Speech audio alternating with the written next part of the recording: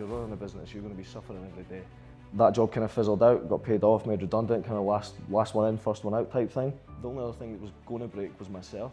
And I was like, I'm going to sell the business and close it down in the next month. Hello and welcome back to another episode of Founders Unscripted. Today, I'm delighted to be joined with Taylor McDonald. And without further ado, we'll get straight into it. So, Taylor, a couple of notes I took before we dive in. You mentioned at our mastermind lately that you were a wee bit of a black sheep in the family. So that's something that we'll dive into. Also, I know personally about your business ventures, but first question I've got for you. Yeah. What's one often overlooked basic boring skill that's a must in building a business? It's something most people overlook, but I think it's like being able to suffer. Like, you know yourself, if you're running a business, you're going to be suffering every day. Yeah. There's always this like glitzy, glamorous image of like the business owner with the cars and the time and I'll go on 5 holidays a year. And if you actually have a business, you realise that's total nonsense. Like, it couldn't be further from the truth. And even just longevity-wise, if you can just out-suffer and outlast everyone else, you're going to be in a good position. Like, that's kind of my thesis on it. Like, you don't have to be the smartest, you don't have to be the sharpest, you don't even have to have the most money, you just have to outlast everyone. Love that. Love that. And take us back to your kind of earliest memory of business, because you've kind of always been surrounded by business with family, your own different ventures as well, mate. So what was your kind of earliest memory going, oh, right, this entrepreneurship type thing? I was always interested in business because my dad's ran his own business since I was about 5. And the biggest thing for me was the freedom aspect of it. Like, you got to wake up when you wanted, although it was always early. You got to decide his own day, although it was always work. It was always the freedom of choice I liked. He didn't have a boss, he didn't have someone telling him what to do. He used to pick me up from school, drop me off at school, we'd go and work at the weekends and stuff like that. So I always liked the freedom he had around his own life and I just liked that fact of it. That was the biggest thing. The money was obviously a bonus, but like the freedom was the biggest aspect for me. And did you ever go into employment at all, or was you always just kind of straight into the family business? No, I had a bunch of different jobs. So my very first job was at the local hotel where I lived in Edzell, and that was just after functions, did a lot of weddings and stuff, so I was like clearing out glasses, washing the floors, picking up confetti and just all sorts of nonsense. And then moved on to washing pots in the kitchen, and then eventually progressed to doing my apprenticeship as a chef there as well when I left school. Nice. So worked as a chef for a good few years, worked as a baker for a few years as well, and then eventually got a job up in Aberdeen, which I was quite chuffed with. I put a lot of effort in to try and get, and that obviously had its own ending as well. Aye. But yeah, I had a bunch of different jobs. Nice. And what were some of the kind of subconscious lessons you learned being surrounded by your dad in the business kind of from an early age? Was there certain things that you thought, other than the freedom element, but like you thought, yeah, I quite fancy a bit of this for myself? I just liked the control aspect of it. The control and the freedom aspect was the biggest thing. I liked, once I started getting a bit more comfortable, like when I was 13, the same hotel, my mum worked there. And I used to go in at the weekends and ask everyone that worked there if they wanted the cars cleaned. Yeah. So my dad, he ended up getting like a pressure washer, a bunch of like chemicals, sponges, soaps, all that sort of stuff. And I'd get like 10, 15 cars a weekend to wash, and I was making like 10, 15 quid a car. So at that time I was making probably a couple $100 a weekend washing cars.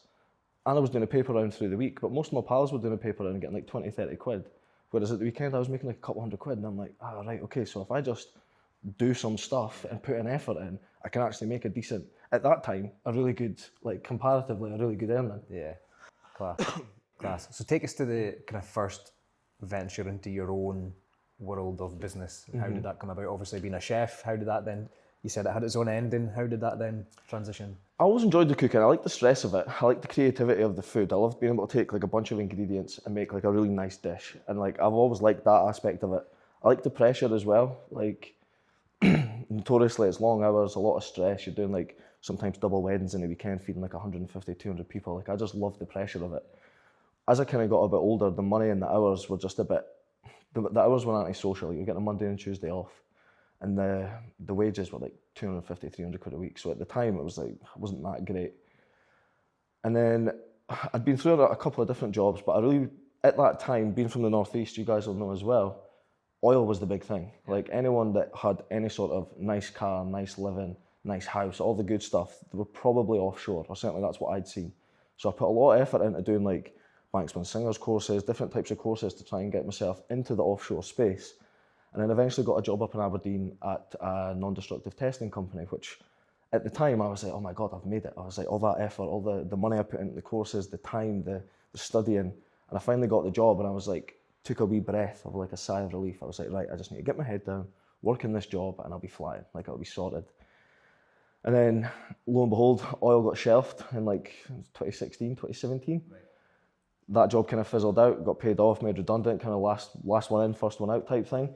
And I went back to working with my dad, and I was just like, oh, fuck this. Like, I thought, oh, that was my opportunity, and then it just kind of like got taken away from me, so I was like proper gutted. And I've always been quite curious and quite perceptive, so when I was working with my dad, all the guys we were going to do jobs for in different houses we were going to, in different developments, everyone was saying, oh, we can't find any machines to hire, like diggers and dumpers and stuff. That's all in Aberdeen or Dundee, and because we were quite rural, it was a fair drive. Yeah. So I took all the money I had, which was about $6,000 at the time, bought an old rattly piece of shit digger and a trailer, and then just started dropping that off before and after I was working. And within the first year, it paid itself back, and I was like, do you know what, I think there's something here. So I sold my car, took all the rest of the money I had, bought another couple of machines, and just got going with it. Yeah, so that was kind of, you seen a problem in the marketplace in terms of lack of local supply and thought, opportunistic. And what was your dad's business at that time as well? Landscaping. It's always been landscaping. Landscape gardening. Yeah, so the kind of two went hand in hand a wee bit then. It did, to be honest, and the timing was really good for it as well, because it was like, I bought that first digger in 2018, and come the end of the year, obviously it just started 2019, and my brain's going, right, we've paid it back in a year, it's working, I'm happy to go and buy a couple more diggers. As we were in the process of buying those other diggers, COVID-19 happened, everything got locked down. I'd just got on a couple of diggers at a good price prior to that. During COVID, because nothing was moving, the price of machinery shot up like 20-30%, so I technically already made money on the machines just by buying them. And everyone was locked in their house doing like man caves, bars, gardens, etc., etc. So we literally went from doing, I don't know, maybe 5 or 6 hires a week to doing like 40 or 50 within a couple of months, to the point we went from 1 machine to 10 machines within a year's space, just because of COVID. So the timing was really quite good. Yeah. And did you find anything sort of breaking as a result of that level of demand and scaling over that short period? Breaking as in like personally? Systems, personally, anything, yeah. So the machines themselves constantly getting damaged and broken because it's a digger and a dumper. You're literally doing the hardest job possible. So there was constant damage. There was no systems to break, so to speak. Like that was probably the problem. If there was more systems within the business, I think it would have ran easier and smoother. So there wasn't really a system to break, so to speak.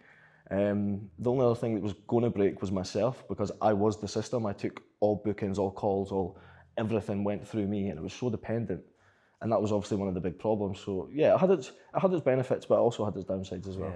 Yeah. And staff, did that increase along that kind of period, during that period? Yeah, so we had 2 full-time staff that were out doing like deliveries, tree surgery and groundworks. We had a part-time mechanic that would come in and do all the maintenance and stuff, and then we had a part-time sort of admin bookkeeping assistant as well. That was the first time I'd ever had staff, first time I ever done an interview, first time I'd ever read a CV, first time for anything, to be honest, and I proper made an arse of it. Like, again, reflecting, it was my fault. Like, I was expecting too much from the person I'd chosen, and I was thinking, well, why can't you just do it? Why can't you just do it? Why can't you just do it? And then when the problems arose from that, it just kind of snowballed, and it's only been since pulling myself back and reflecting on hindsight, it's like, well, you can't expect 50 grand a year's worth of effort from someone you're paying 30 grand a year, or vice versa, do you know? Like, so a lot of it was on me, and I learned a lot through it. But yeah, it was exciting and eventful. Was there anything in particular that the staff, other than you learning about in hindsight, you know, what you maybe could have done better, but was there anything that they'd done that you'd never experienced before that made you question, again, like your leadership skills and stuff? It was kind of a tricky one, to be honest, because the guy I took on had a lot of tree surgery experience and qualifications, which I had zero. Right. Like, don't get me wrong, I'd cut a few trees down with my dad, but nothing like professional like that. So when I took him on, that was half the reason I took him on, because I thought, do you know what, we can actually get another revenue stream here. There's a lot of trees. We're in a rural area, there's literally trees everywhere. So I was like, this could actually make sense. So because I had a lack of knowledge, I was so dependent on his knowledge. Right. So that kind of created like a bit of an imbalance as well. And I'm then going out going, yeah, we can cut this down, no bother, it's all good. And he's going, oh, fucking hell, man, like, maybe should have thought about this before. Don't get me wrong, there was no real mishaps. There was the odd like fence slat that got damaged and stuff like that, but you just repair them. But there was nothing disastrous that happened. Yeah. But I was kind of too reliant on his knowledge for that income stream. And that's something I realised, like, I probably should have had that knowledge base, or at least a better knowledge base, before going, yeah, let's do this. Yeah. And you mentioned you being the systems, the bottleneck, and everything around that business scaling effectively and running. So how did that feel on you personally? Like, how was, were you burning out? Were you stressed a lot, or how did that look? I was in a constant state of terror, genuinely. Like, the phone would ring and I would get like a bolt of fear through my body, and I'm like, fuck, what is it now? Like, what now? What now? To the point where I didn't even want to look at my phone. I was stressed. I was working 7 days a week, so even like on a Saturday I was that stressed and I couldn't switch my brain off, so I was drinking more, I was having quite a lot of whiskey. That obviously had its own effects with my weight, with my mindset, with my health. My eating was then knocked on, my training wasn't as good, and I just kind of personally spiraled a wee bit, to be honest. Like, my health and my fitness and my mentality all just kind of spiraled just due to the stress and my lack of ability to deal with it, to be honest. Yeah. And was there a breaking point where you had that realization moment when you're like, something needs to give and change here? Yeah, I was building my property business on the side as well. Yeah. And I'd got into like 5 or 6 units, and I was looking at the money that was coming in, and I'm thinking, I have to put in maybe, once obviously the refurbs were done, the deals were sourced, etc. Once they were actually rented out, you're maybe putting in 3, 4, 5 hours a week. Like, really, it's quite low time to money ratio. And I was looking at the 60, 70 hours I was putting in the plant hire and taking £1,000 a month. And I'm thinking, I'm getting 3 times the money from these with 5 hours than I am with all the hours for this. So I was like, if I can reduce my outgoings to kind of make this cover it and make this do, then I can take that same time and plow it into the property stuff. And the thought process behind it was like, I was doing a lot of low ticket sales. So if we were like renting a digger for £100, fair enough, we had 10 diggers. So at max, I could make £1,000 a day, 7,000 a week. It's kind of like serviced accommodation. You've got occupancy rates, you've got your rental rates. It's going to be give or take. You're not going to get 100%. But to do that volume, you might need to have 2 or 3 conversations to get one booking for £100. And if you if you multiply that over the week with 10 machines over every day, you're having hundreds and hundreds of interactions for low ticket items. And I thought, well, do you know what? If I can get a high ticket item to sell and have the same amount of volume, then the profit will be exponentially higher. And in that stage, you can then afford to employ admin staff, employ marketing staff, employ social media staff, employ anything you need to, because you've got that buffer there to afford it. Whereas with the low ticket sales, don't get me wrong, we were making money, but not enough to employ all these people to make it as easy as it needed to be. Makes sense. And then obviously you touched on the property side of business there, building that up on the side. How did that then completely swing? Because I know you're obviously full-time in property now, and the plant hire business is effectively no more. Like, talk to me about that transition basically, mate, in terms of how it looked. It was very quick. Like, I'm a very impulsive person. So when I make my mind up, I'll think about it, I'll stew on it for maybe, a few days. I think it was about a week or 2 for that. And as soon as I made my mind up, I came home and I told Shan, my wife, she wasn't my wife at the time, and I was like, I'm going to sell the business and close it down in the next month. And she's like, what the fuck are you talking about? Like, what are we going to do? How are we going to pay our bills? How are we going to do this? And I was like, I'll figure it out. Yeah. I was like, I knew I was so done with it, with the stress, with the anxiety, with the pressure, with just everything. Like, I couldn't even look at my phone without feeling fear because it was just so constant. And I was like, I can't keep living like this. I'm going to fall off a cliff. And prior to this, I was in shape. I was eating well. I wasn't drinking, not abnormally or nothing like that. And I'd noticed kind of where my health had gotten. And I was like, if I continue on this path, I'm going to crumble. Like, it might have been 6 months, it might have been a year, it might have been 2, but it was going to happen. And I was like, I'm not willing to do that to myself. Like, I want longevity out of everything. And when I was looking at that, I was like, this is not going to be, why keep banging my head against the wall? And because I was doing the property on the side and I seen you can still make money, you can still have a good life, it takes a lot less out of you, it's a lot less demanding. I'm thinking, well, I'd rather put the same time into that, for say 3 to 5 years. It's now been 4 years since we stopped the plant hire. Right. And I'm probably at the end of this year going to start reducing my hours a wee bit, but I've got into a position where I never would have been able to, like never. And I've not increased my workload, all I've done is increase the opportunity from that workload. Nice. And systems as well, is that good? Yeah, that's massive, to be fair. Yeah. That's in the start it wasn't. Again, it was the same problems carried over, so I'd learned a lot from that business, but the same problems carried over. I still wasn't systemizing right, I still don't have a bookkeeper doing my books, I still didn't have a proper market. Like everything was just the same, but I was a wee bit better. And it's been through that sort of 4-year process now where I'm learning about sales processes, marketing processes, online like paid and organic content, proper bookkeeping, proper tax strategies, VAT, PAYE. Like, you know, there's so much more levels to it now that you have to be on the ball, because when you actually do start making a bit of money, you need to be kind of savvy. Otherwise, the government will take it all. So you're like, now I've got new problems and new things to learn and new things that I need to be on top of.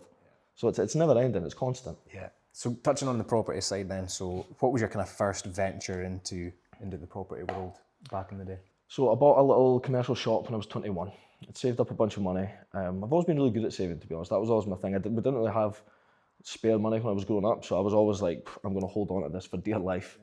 And saved up a bunch of money, bought a little unit for 29 grand, rented it out to the Yes campaign, which was the independence campaign for Scotland. And it was so easy, and it just ticked a massive box in my head, because I bought it, did no work to it, gave it to them, they rented it. When they came out, gave it a lick of paint, sold it, got all my money back. So I was like, it couldn't have been easier. Yeah. The money that I'd spent all that time making and saving and wanting to hold on to, well, I'd held on to it. Yeah. I'd actually, in that process, used that money for other things, but my money was still there. And when it came back, I was like, that's genius. I was like, that's literally genius. I was like, why would you not do that? Why would I not put everything I can into this? More. Yeah, literally. And then how did that kind of next property come along and continue to scale? Slowly, to be honest, slowly. So the next one was another little commercial shop we bought for 15 grand. Spent, I think it was about 2 years and about 40 grand doing it up. Still got that now in the portfolio. It's a great little rental, that one. It was good. It was a commercial residential. Literally, we back to the brick, reframed the whole lot. We dug the floor down, new concrete floors. Like, it was essentially a new build apart from the roof and the walls. So I learned a lot in that process as well, about the council process, building warrants, planning, regulations with electrics and all that sort of stuff. So I really kind of got quite a good education on that job, which was quite beneficial. Yeah. And then the next one was just a little 1-bedroom flat I bought. Again, it was a problem that was solved. My mate was looking for a house. My other mate's dad was looking to sell a flat. I had a bit of money saved, and I was like, well, if I buy his flat and put him in it, it gives me my return, so we all kind of get what we want. Nice. And that was the third one. And I was just sitting thinking, and I was like, at this point, it took me probably 6 or 7 years to get to this stage. And I'm very impatient, so I was like, there's got to be a quicker way. Like, there has to be a quicker way to do this. Excuse me. So I started doing some education, some property mentorship and things like that. But this was kind of, at the same time, the plant hire was kind of scaling. So like during COVID, we were scaling that business, but I'd also started doing some like online education and some online like webinars and things like that to learn about property. So I was doing them both like concurrently for probably about 2 years, which probably didn't help with the burnout, you know, because I was like, I'm getting up early and I'm doing like an hour of study and an hour of maybe going through Rightmove and try to do some due diligence and get my reps in, working for 10 days, coming back home, doing the same again for another hour or two. And I did that consistently for probably 6, 7, 8 months until I started getting a couple of deals in. And then once I'd gotten the deals, I didn't have to do as much education because I had like a live project there to then work through and kind of get my teeth into. Don't get me wrong, I still listen to a lot of podcasts and educate myself, and I've done a lot of mentorship since. But I always think the best learning is by doing. So like, get your teeth into something. You're going to learn by making mistakes, and as you make them mistakes, you'll get sharper and slicker and smarter. Yeah. And did you have any sort of mentorship or coaches prior to this online exposure? Not particularly. Not in like a direct, like, I'm going to help you with this problem. Like, not like that. I had a few guys that I would ask questions to. Guys around me that had done well or had a few properties or had a few businesses and things like that. I would always ask questions. I've always been super, super curious. Like, if I see something that grabs my attention, I'm no shy in asking a question. So anyone that did well, I was always like, oh, so what did you do for work? How did you get into it? How did you do this? How did you do that? How did you buy this? How did you, like, just always probing and asking questions, like, always been like that. Yeah, class. So give me a kind of brief overview in terms of, we've touched on the first couple of commercial deals, commercial to residential deals, but like, how has that developed over the last couple of years? Because I obviously am aware, but maybe some of the watchers or listeners don't. Yeah, so we've got, there's the thing about property I like as well is there's so many avenues, there's so many different things you can focus on. So although it's all in the one sort of industry, you've got so many different things you can do, which suits me because I get bored very easily and I am quite impulsive. And I need to manage that as well. But so just now we've got a portfolio of buy-to-lets, the same portfolio of buy-to-lets that helped me actually quit my job, quit my old business. And that's really been the foundation for us. Like, that still pays my bills today. Like, this very day, it's still the same thing that worked 5 years ago, still works today. So it's a great strategy. For a bit of diversification, we've opened up an SA business where we've bought some units for ourselves. The strategy with that is more exposure to sort of houses and better capital appreciation. Yeah. Obviously, with serviced accommodation, you get better cash flow as well. So in theory, stronger cash flow, stronger appreciation. That's the thought process with that. Off the back of that, my wife Shan was managing our units and really enjoyed it, really took to it quite well, to be honest. So now we offer that as a wider service for our sourcing clients and for wider landlords and guests and stuff like that as well. We've got just shy of 20 units under management now. Nice. We've got more coming through this year, and it's a really exciting business, to be honest. I really quite enjoy it. I don't have anything to do with it, so that's probably why I enjoy it. Like, we use the sourcing business to then feed the management business, so we don't really offer to the wide public. The way we do is we'll source a unit, develop a unit, and then put it into the management for you to give you that end-to-end process. And that's what I like about it, because you know the client, you know their expectations, you've been there from the start, and you've got that long-term relationship there, so it's really quite good and beneficial. That I like it. Yeah. So you're not involved in the SA side? Very little, very little. Is it all run by Shan, your wife? Yeah, she does 99.9% of it. Like, that's pretty much. Yeah. That must be a massive difference between, obviously, the experiences you've just been discussing on with the plant hire business, where it was all you, everything funneled through you, everything was operated by you. Yeah. Is that maybe why you're enjoying it a wee bit as well? Yeah, so with that one, like, I get to kind of be more of like, I get to kind of just peek over the top and go, right, try this or try that or speak to him or I've got this guy for you. So it's less dependent on me, and you can kind of, I feel like you can move the needle a wee bit more when you're not as involved. But then, like, it just depends, because we've got multiple businesses. So like the sourcing business is solely dependent on me, which means I don't actually have the time to give to that. Whereas I think if that wasn't solely dependent on me, I probably would be involved more. Sure. Do you know? So I'm quite a control freak like that. Like, I need to be involved. But because my time is taken so predominantly with the sourcing and the hotel, I just can't justify the time for it. So I've forcibly had to let go of it. And don't get me wrong, there's times where I'm like, probably wouldn't have done that way, or probably would have tried that different ways. But there's been other times where I'm like, shit, I never thought of that. And that's worked really well. So it's pros and cons to it as well. At the end of the day, as long as it does well, as long as the clients are happy, as long as the guests are happy, as long as the occupancy and the daily rates are good, doesn't really matter what I think. The numbers will tell the real story. And that's been quite an enlightening experience, to be honest, because I always thought, I need to be so involved, I need to be pulling all the strings, I need to be doing this, otherwise it won't work. And then when you see it working without you doing that, you're like, I was wrong, massively wrong. Yeah. And how do you find the dynamic of working with the wife, Shan? Good now. Yeah. Good now. It took. Don't get me wrong. It took a bit of time. It's personality types. Sure. So it's the same with any business, any person, any job, any school, anywhere there's people. There's going to be people rubbing against each other, personality type wise. So I'm very direct to the point. Like, she says emotionless, I just say direct. Yeah. But she's a very emotional person. She's quite a deep thinker. She can overthink some things as well. So like. And I'm also a bit abrasive as well, and she's a bit more gentle. So like, if I'm saying, right, do this, do that, do this, get this done, this is when we need that done for. In the beginning, she was taking it a bit personal. Like, am I not doing it right? Am I not doing it fast? And I'm like, you're doing a great job. We just need to get on with it. Like, I just don't have time to get a wee pat on the back just now. I was like, but when we're finished, we'll have a proper conversation when we can go into that. So I've had to kind of soften my approach, but she's also kind of had to like, toughen up with hers a wee bit as well. Do you know what I mean? Like, we've had that middle ground. Yeah, like it's not a personal attack on you. It's just this situation and the problem. We have to deal with it. It doesn't mean you're right or I'm wrong or vice versa. It just means let's get it fucking fixed. Yeah. Like, not everyone's like that. Yeah. So it's like it's been a learning process, to be honest. Yeah. Nice. So a few different income streams, property wise, sourcing, development wise, and also the SA management side. We're currently about 20 units growing, which is ace. Other diversified income streams, you touched on hotel there. Yeah. Out with those, what's your kind of favourite so far that you kind of do? I like them all for their own reasons.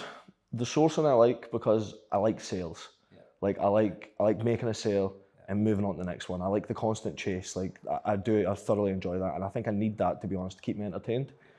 So I really like the sourcing for that. For me, the SA I like because I don't have anything to do with it, and it's quite profitable, to be honest. But it's also great. The SA thing's been really good for me because I've really got to see Shan kind of come into her own with it as well. So like, seeing the way she's developed and her confidence in coming to networking events, speaking to people, doing a video on camera, like not little things, they're massive, but like seeing those constant seeing that's been really good, to be honest. And then the hotel, The hotel's been a tough one. Like it's been tough up till now. It's been a lot of work, a lot of stress, a lot of hassle, a lot of rework, quite a few mistakes as well, to be honest. So in terms of satisfaction from that, it'll be when it's done. Yeah. We just kicked off the refurb last week. It's a week today, so we've got an 18-week program.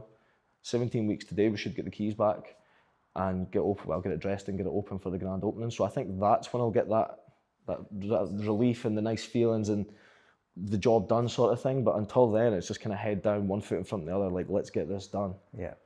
So talk to me a bit deeper in terms of the hotel development. So obviously, the sourcing side, the SA side, and what you've kind of done with your own portfolio has been predominantly yourself and I presume Shan, your wife.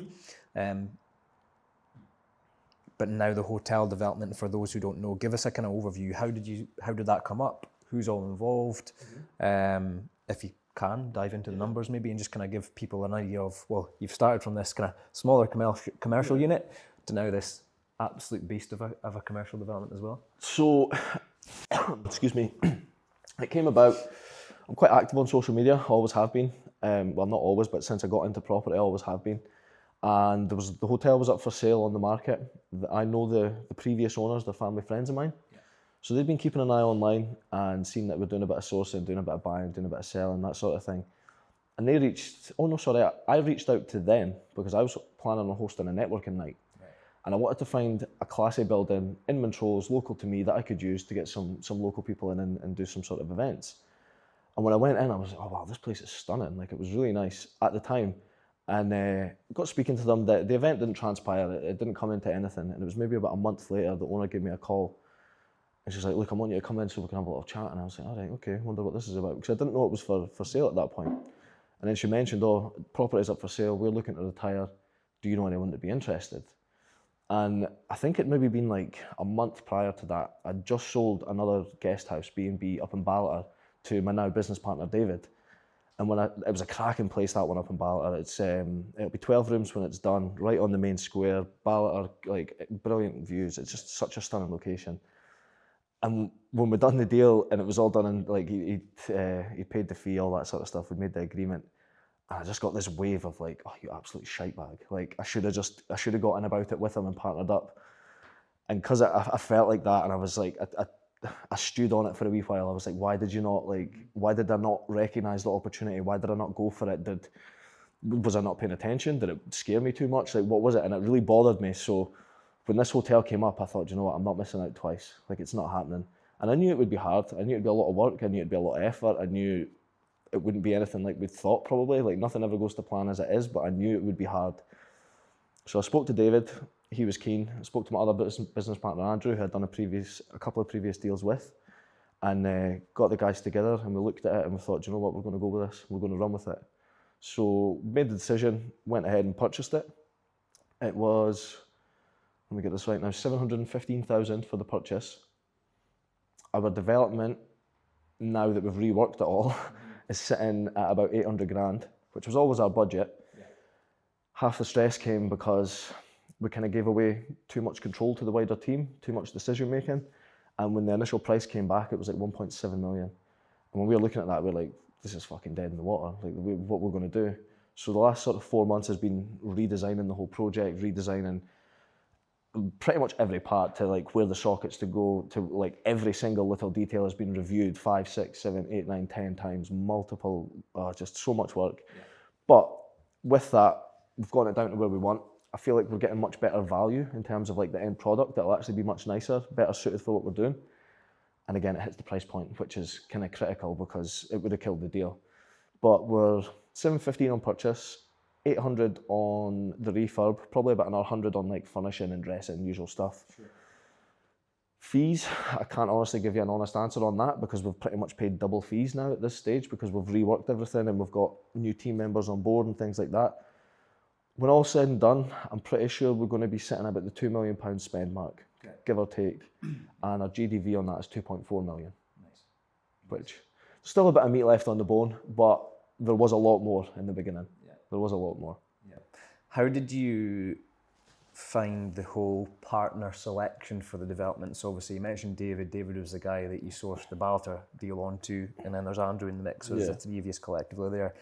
You know, how did the conversations go? Mm-hmm. How did you feel you were all aligned in the right fit to work as partners together there? How did that come about? So I've always been hesitant to get into long-term business with anyone that I don't know well, because it's essentially a marriage. If you're getting into, you'll know that with your guys, if you're getting into business with someone, that's 10, 15, 20 years potentially, you're going to be tied to these people. So you better make sure it's people you like and you want to work with and you've got similar values.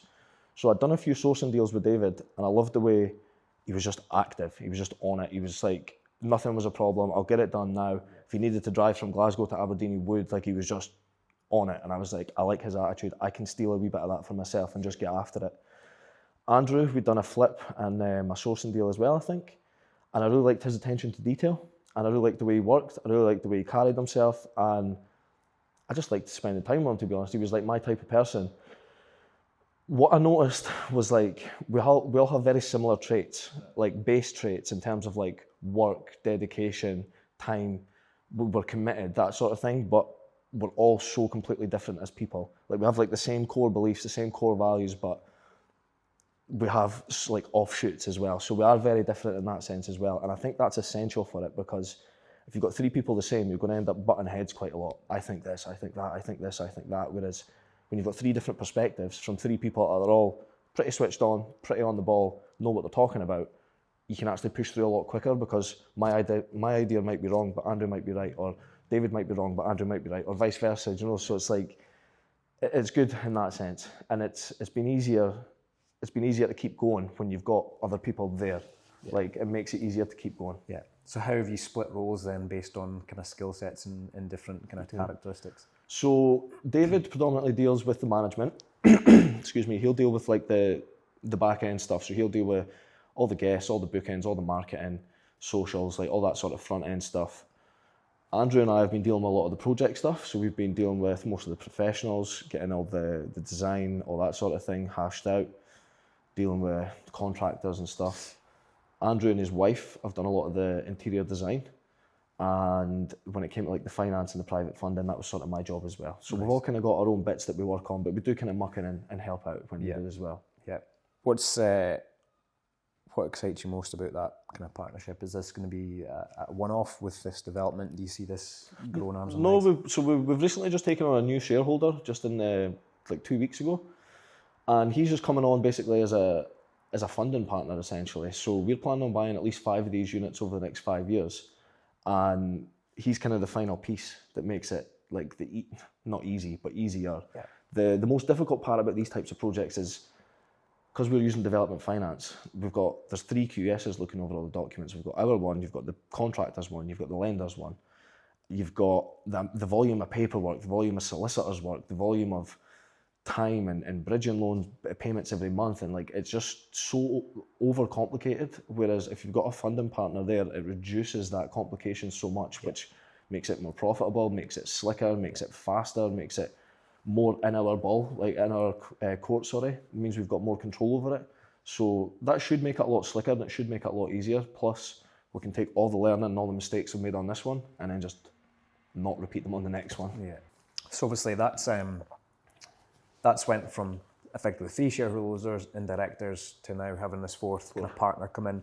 Again, was that a similar situation where there was a relationship already existing personally there, or was that pulled in from one of the other guys that were part of the? In all honesty, no. So it was kind of weird, to be honest. So I've run a lot of ads for like my sourcing business, obviously for people looking to buy property, and obviously sellers trying to sell property. Sure. So I got a lead through for an investor. And I jump on the call with a guy who's now our shareholder, and we're having a chat. And it was, do you know, one of those conversations? It was easy. It was flowing well. We liked what each other was saying. We were interested in the same things. We had similar goals. And I was discussing. I normally we haven't been pitching for investment for the hotel. We've been kind of keeping it private. But because of the position he was in, and he was in the middle, he's just exited the company now, but he was in the middle of exiting the company. And just the way it kind of lined out, I was like, oh, he's like the missing piece that we've been looking for. So we invited him up to the hotel, showed him around, talked them through the project, and it just kind of went from there. But to be honest, yeah, it was somewhat a cold lead through my paid ads that came on, and then obviously a few meetings, a few discussions, a few dinners and stuff here and there, and now he's on board as a shareholder long term. Interesting. How, looking back now, obviously you mentioned business partners, marketing strategies, various income streams from the property side of things, including the new development of the hotel. But if you could take how your business now looks, how you operate personally, how you kind of systemize things, like, is there any major things that you look back at the plant hire side and go, fucking hell, if only if I'd known about this then, it could have changed things? Systems was the biggest one. Systems, because again, low ticket sales, high volume, total dependency on me. I could have built a system that dealt with that easier, where you're funneled to a website, you're funneled to a booking something, some sort of platform. The same as Airbnb, same as booking.com. See, when I'm watching it, I'm like, well, my unit's on this platform. The person doesn't need to phone me to book our flat. They just go in and book it and pay, cool, turn up, there's the key, sorted. So it's like, I could have just done that same process. Granted, you need to go and see them and get the waiver signed and things like that. But I could have had it on a system where funnel everything towards it. Whereas even just like the wording and the way I speak about my marketing now, it's like, prior to that, I'm like, if you want to book, call me on this number. So guess what everyone was doing? Calling me on that number. And I'm freaking out because my phone's going all the time. So it's like, even as simple as just having a website where they were listed on, and then if I'm putting a post up, if you would like to book, visit the website. It immediately cuts out, you won't cut out all the traffic to your phone, but you'll probably cut out 50-60% of it. I did attempt to do it, and we tried it, but with the plant hire and the sort of demographic of the guys that we were selling to, it's a lot older guys. It's a lot of 40 to 60-year-olds that maybe don't want to go on a website, they want to phone you, they want to pay you in cash, they want to pick it up themselves, and they'll drop it back off tonight. Yeah, it's probably very reactive. Yeah. There and then phone too. Which is fine. Like, there was a place for that, and they were good customers, and you would trust them with the machines. They would always pay. Like, there was no problem. It was just that old school mentality, trying to kind of convert that. I noticed like some sales were dropping off because I was trying to force it a wee bit. So I was like, I'll just leave it. Whereas I should have just pushed through that barrier and actually made it happen. I think that's something that, like, you must give yourself credit for, though. Like, you seem very in tune with, like, trying that, or that's not working, or we can dial that in because it is working, and like, you don't come across as somebody who's scared to fucking try things. Like, What's that happens is you fail. Like, I've always, since a child, I need to touch the cooker to know it's hot. Like, genuinely, it's the only way I can put it. Like, it could be glowing red, it could have smoke coming off it, and my mum would be like, that's hot, don't touch it. And I'm like, I'm like, shit, it definitely is hot. Like, cool, that is hot, I'll just leave that. And that's just always been the way my mind's set up. So, like, if I don't know something, I'm like, right, so what book can I read? What podcast can I listen to? Where can I get the information to teach me it? If I can't get it where I need it, who knows? Who's got the information I need? Who can teach me what I'm looking to learn? Sometimes that could be free, sometimes that could be paid mentorship. I'm happy to pay for the information. If I think it's going to make me better, if I think I can get more sales, if I think I can get back some time by being more efficient, if I think we can get more leads, whatever it is, I'm happy to pay for it because I don't have all the answers. I've got probably 1% of the answers, and I'm aware of that. So it's like, I need the other 99%. So if I want to get that, I need to try things. I need to learn. I need to fuck things up and go, right, that didn't work, but this might, or it's not worked 4 times, but on the 5th, it actually worked, right, cool. So I'll just try it again and try it again and try it again. I think that's a massive point for anyone watching or listening. It's like, a lot of people, when they may be thinking about starting a business, and they like think all the kind of I's need to be dotted and the T's need to be crossed and everything needs to be perfect and the timing needs to be spot on, but like, you've just completely kiboshed that in terms of, like, just throw yourself into it, give it a try. What's the worst that can happen? Has that been key to your growth, would you say, as well? Yeah, it wasn't always like that though. Like, I'm quite a control freak, and I am a perfectionist as well. Like, I do like things to be perfect, so that's probably one of the biggest things I've had to let go of. And a great little quote I heard from, I can't remember where I heard it or who I heard it from, but done is better than perfect. And I was like, right, okay. So I can spend 3 weeks trying to make this place look perfect, or I can look at it now and go, is it done? Right, it is done. Is it an acceptable quality? Yes. Is it perfect? Probably not. Will it ever be? Probably not. Move on. Get on to the next one. So that was something I had to deal with, because like, I will just nitpick all the little shitty little details that nobody will notice, but my eye's drawn straight to them. And I thought, do you know what? Just move on. Like, it's the same with your leads when you get your leads in for your marketing. you might get 10 leads, you're not going to close them all. What you need is volume. I need 1,000 leads to close 50. So it's volume. So when I took that approach to life, it's like, well, I'm not going to get every decision right. I'm not going to get every property right. I'm not going to get everything right. But if I have enough volume over that time and over that volume, I'll get sharper, to whereas the percentages get much lower and lower and lower and lower of like fuck ups. So it's just making less mistakes. Like, you have to go from making this amount of mistakes to then this, to then this, to then this, till then you're somewhat refined. So I'm a massive believer in you have to make the mistakes to learn the most. Oh, 100%. Yeah. For me anyway. Like, not everyone learns the same, but for me, that's the quickest way I can learn is by making a mistake, because I'll never make the same mistake twice. Nice. Once is fine, doesn't matter. That's actually a good thing. But if you make it twice, you're like, well, you're a muppet. Why have you made it twice? You know that's wrong. Like, yeah, love that. And touching more on personal, Taylor McDonald, right? So, whole experience with building up the plant hair business, feeling a bit of like, I can't continue doing this long term, pivoting into like, okay, well, we've done this side hustle with the property side, and fuck it, let's just devote our time and effort in there. But what's maybe some of the things that people on the outside haven't seen in terms of like sacrifices, things that you've had to kind of give up on along the way to make it happen? Is there anything major there that you've thought, yeah, that's something that stands out? it's just been kind of like a continual process of cutting parts off. Okay. Like, I don't know, have you ever seen it's like an image you'll see online, it's like the guy that's like carving himself out the marble. It's like a fat person in marble, and then it's like a shredded guy carving himself out of it. I always think that's like a good representation of it for what I've had to do, because I've just had to, for me, cut parts of myself off that I don't like drinking too much, not eating well, not training well, not dedicating myself to my work as much as I could, getting distracted too easily.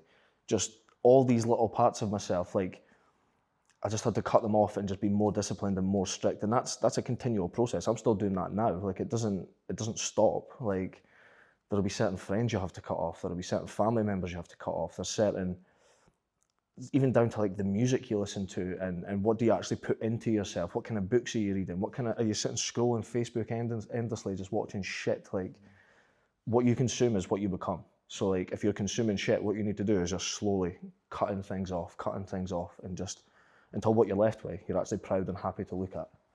But that's a long process, and it's not an easy one either. You have to be like ruthlessly accountable to yourself, because nobody else gives a shit. Nobody cares how you end up. Nobody cares about your decisions. Nobody cares about what your life and what your plan looks like. It's only you that actually cares. So you have to be ruthlessly accountable. Yeah. And do you, with that kind of approach, and you mentioned on it with the hotel development, how you maybe feel a bit of accomplishment once it's done. Like, do you struggle to maybe give yourself a pat on the back and realise how much? Massively. I'm never satisfied. Okay. Like, my wife says that all the time and she hates it, but like, the hotel will be done, open and taking a guest, and I'll be like, right, what now? Like, I'll maybe have like an evening, we'll maybe go for tea and have a couple of glasses of wine or a wee whiskey or whatever, and the next day I'll be like, yeah, I'm done with that. Like, that's gone. The feeling's gone. Now I'm just bored again. What we're going to do? Like, it's a double-edged sword, because it keeps me going, but at the same time, it is hard to. Most of the time I reflect is when I come and do things like this, because you'll always ask questions about past and this and where were we and what happened here and where's this now, and it's not until then you actually sit and think about it. Like, it was only 4 years ago I went full time, and it was like, I took a massive pay cut, took a massive risk, sold everything, sold the business, kind of got rid of all that time and effort that I put into it, and I didn't know if this was going to work or not. I believed and I hoped. Like, the hope was probably more the bigger word.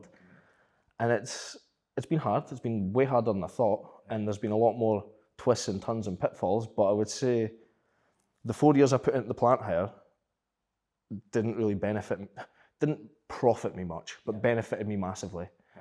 And then that benefit is carried on into this, which has helped me profit. So it wasn't a waste of time. It was just like a necessary stepping stone to do this, and I wouldn't be doing or where I am now without that. And I think that's something like, you need to go through the suffering, you need to go through the shit, you need to bang your head against the wall and realise what not to do, to then be like, maybe try this. Like, you have to fail something to know how to do it the right way. Nobody jumps in the first time and goes, I've just smashed that. Love that. And I think, again, it's back to that piece of starting your own business. It's like trying to get everything aligned, but it's realising that things are going to go to fuck. They're going to go to shit. Always. people are going to change around you because of how you're changing personally. What's maybe some of the kind of tools and routines that you have personally that help when situations arise, when, you know, you've mentioned changing the team and what's that? That'll be the Sparky. There's a Sparky outside. Where was I? Yeah. What are some of the things that maybe you do personally, like routine-wise, habit-wise, that all feeds into that kind of bigger picture with business and how you operate and everything else? I know you've touched on like training and stuff like that, but like how does, from 4 years ago going full-time into property to now, like what's been some of the biggest personal kind of changes you've made? Just making sure I'm optimized to give 100%. Like, you can't give 100% if you're hungover. You can't give 100% if you've had a kebab the night before. You can't, if you've not got the energy and the right fuel in your body, how are you possibly going to be able to empty the tank every day continuously? And the biggest thing for me is food, sleep, and training. That's my three. And to the point, maybe not the last few months, but I would probably put my training over my work, over everything else. Because if I don't train, my mind's not right, my body's not right, my business isn't right, I'm not speaking to Shan correctly, I'm short and like stressed with the dogs and maybe being a bit snappy when they're not, like, it just trickles down in every aspect of my life. So I put training very high. It gives me a chance to, if you're doing a busy day at work, you've got problems, you've got stress, you've got all this sort of stuff that builds up and builds up and builds up, and it's like a simmering pot. And if I don't get to the gym to go and clear all that out and leave it there, just leave all your shit at the gym and come home, it just builds and it builds and it builds. And I notice myself as well, like this sort of last 2-3 months, I've not been training as much as I like typically would have, just because I've been doing a lot of hours for the hotel. And I found myself getting more stressed, snappier. I'm not getting out of bed quite as easy. I'm less inclined, like I'm still eating quite healthy and keeping on my food, but I'll have a wee takeaway here. And yeah, it's those little 1% here and here. And it's, everyone thinks this massive change comes like, oh, I'm going to do overnight change, or I'll overnight hit the deck and crash. It doesn't work like that. It's 1%. It's your eating a takeaway every day. It's not training every day. And over a year that becomes worse. Whereas vice versa, if you're training every day and eating well every day and turning up to your business every day, you're not going to be an overnight success, but in a year you'll be in a totally different position, either positive or negative. So it's not these big grand gestures that make the difference. It's those little tiny details every day, for me anyway, that keep me right. Before we finish up, 5 years from now, you're almost 5 years into business full-time, property-wise, 4 years plus. How does life and business look for Taylor? I don't know, to be honest. I don't tend to plan that far ahead. Like, I've got goals that I want to hit in terms of like portfolio goals, revenue goals, family goals, but that's goals. They're open to change, they're open to interpretation. The biggest focus for us is just keep building a portfolio, whether that's hotels with my business partners or our own personal portfolio of SAs and buy-to-lets. The sourcing business and the SA management business are geared up to trade for that reason. All the surplus profits will then go into more units. The more units will then go into more and just be a self-feeding machine. So as long as we keep working, that'll do what we need it to do. Like, it's just getting the days out the road. Like, if we just keep turning up, keep doing what we're doing, we will get what we want in that sense. Family-wise, I got married last year with Shan, and we're now trying for kids. So I would like to think we'd have a couple of kids in 5 years, to be honest. And that's about it, to be honest, mate. See, anytime I do these, people ask me what I want in 5 years, and I'm like, to be honest, I'm happy with what I've got now. Yeah. Like, I've always been quite simple. I don't want this mad fancy house. I don't want stupid cars. I used to think I wanted to sit on a beach drinking cocktails, but I'd probably blow my brains out because it would be so bored. So I'm like, I'm good with where we are. Like, I like my businesses. I like where we live. I like my wife. I like my training. I like the life I get to live. Like, I really enjoy what I do now. So it's like, if I can keep doing this, then I'm fine with that. Yeah, that's cool with me. Like, Mate, it's been a pleasure chatting to you the past, 45 minutes or so. If people want to follow the journey, follow the story, connect with you, what's the best place, or where's the best place for people to reach out? The best place would just be social media. So on Facebook, it's Taylor McDonald. On Instagram, it's Taylor McDonald Property. And on LinkedIn, it's Taylor McDonald as well. Nice. Hope you enjoyed. We'll see you for the next episode.